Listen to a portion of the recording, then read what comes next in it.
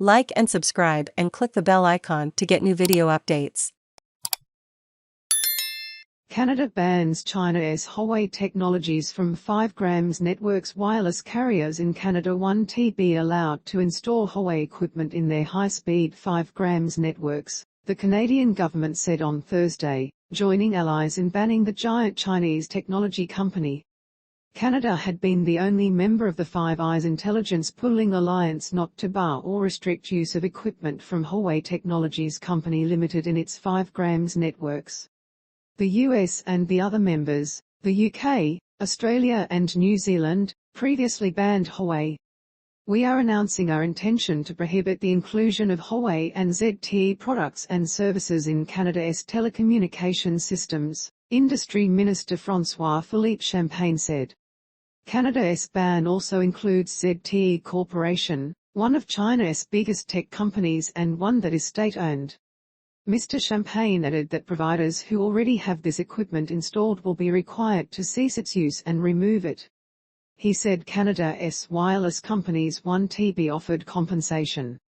Chinese state media is awash with the news of the return of Huawei Princess Meng Wanzhou. But for more than a day, it remained silent on a key detail of the story, the release of Canadians Michael Kovrig and Michael Spavor.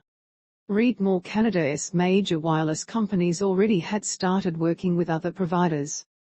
There are many hostile actors who are ready to exploit vulnerabilities in our defenses, Public Safety Minister Marco Mendicino said. Mr. Mendicino said the government did an extensive review and is redoubling efforts to protect Canadians. China condemned the move against one of its national champions as a form of political manipulation carried out in coordination with the US, which was aimed at suppressing Chinese companies in violation of free market principles.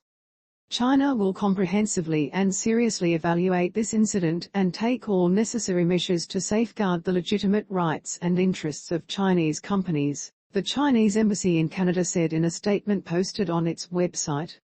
China commonly employs such language in commercial disputes, which often does not lead to a firm response from Beijing. The US government has been lobbying allies like Canada for years to exclude Huawei from new ultra-fast 5G mobile networks over worries that China's communist rulers could compel the company to help with cyber espionage. The US has warned it would reconsider intelligence sharing with any countries that use Huawei gear. Read more. The company has repeatedly denied the allegations. We're disappointed but not surprised. We're surprised it took the government so long to make a decision, Huawei spokesman Alican Velshi said. We see this as a political decision, one born of political pressure primarily from the United States. Mr. Velshi said there will be Huawei equipment in Canada for years to come. He said the company has more than 1,500 employees in Canada and 2/3 of them work in research and development. The development of 5G, or fifth generation, networks will give people speedier online connections and provide vast data capacity to meet ravenous demand as more and more things link to the Internet and innovations such as virtual reality, immersive gaming and autonomous vehicles emerge. Huawei is the biggest global supplier of network gear for phone and Internet companies. It has been a symbol of China's progress in becoming a technological world power, and a subject of US security and law enforcement concerns. Some analysts say Chinese companies have flouted international rules and norms and stolen technology. China, the US and Canada completed what was effectively a high-stakes prisoner swap last year involving a top executive from Huawei who had been charged with fraud by the US. Read more. China jailed 2 Canadians shortly after Canada arrested Meng Wanzhou, Huawei Technologies' chief financial officer and the daughter of the company's founder, on a US extradition request.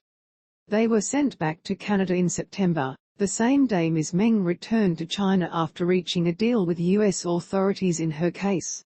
Many countries labeled China's action hostage politics, while China has described the charges against Huawei and Ms. Meng as a politically motivated attempt to hold back China's economic and technological development. The decision should have been taken 2 or 3 years ago, but it is a case of better late than never, Guy Saint-Jacques, a former Canadian ambassador to China, said of the move to ban Huawei. We are faced with a China that is a lot more aggressive in the conduct of its foreign policy but also in the way it obtains information to achieve its goals. Mr. Saint Jacques said that under Chinese law no company can refuse a request from the Chinese government to share information, so it would have been impossible to allow Huawei's participation. He